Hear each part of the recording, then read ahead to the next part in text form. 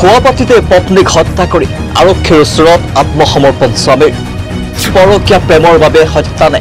আন কিবা পোহৰলৈ আহিছে গুৱাহাটীৰ শ্ৰেয়া ভট্টাচাৰ্যৰ হত্যাকাণ্ডৰ চাঞ্চল্যকৰ তথ্য দেওবাৰে পুৱা শুৱাপাতিতে শ্ৰেয়া ভট্টাচাৰ্য শৰ্মাৰ প্ৰাণ লৈছিল স্বামী ৰুবুল শৰ্মাই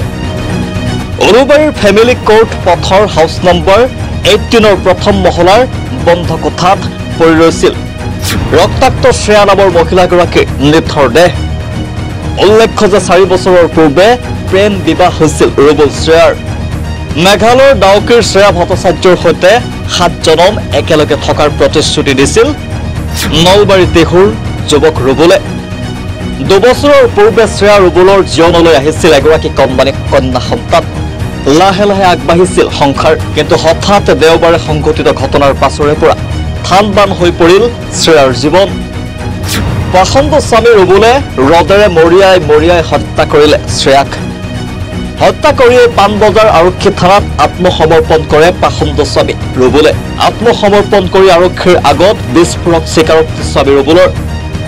পত্নীৰ পৰকীয়া প্ৰেমৰ বাবে ৰুবুলে সংঘটিত কৰিলে ভয়ংকৰ কাণ্ড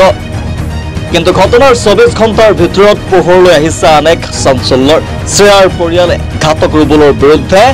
উত্থাপন কৰিছে এক বিস্ফোৰক অভিযোগ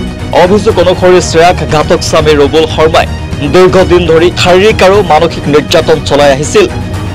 অভিযোগ অনুসৰি ৰুবুলে ধন দাবীও কৰিছিল শ্ৰেয়া আৰু পৰিয়ালক শ্ৰেয়াৰ আত্মীয়ৰ দাবী নিৰ্যাতনৰ কথা ঘৰৰ মানুহক জনাইছিল শ্ৰেয়াই আনহাতে শ্ৰেয়াৰ পৰিয়ালে ৰুবুলৰ বিৰুদ্ধে শ্ৰেয়াক শাৰীৰিক আৰু মানসিক নিৰ্যাতন কৰাৰ অভিযোগ সমগ্ৰ ঘটনাটো বৰ্তমানে তদন্তৰ আওতাত আছে আৰক্ষীৰ পৰৱৰ্তী তদন্ততহে পোহৰলৈ আহিব প্ৰকৃত ৰহস্য news desk search the reality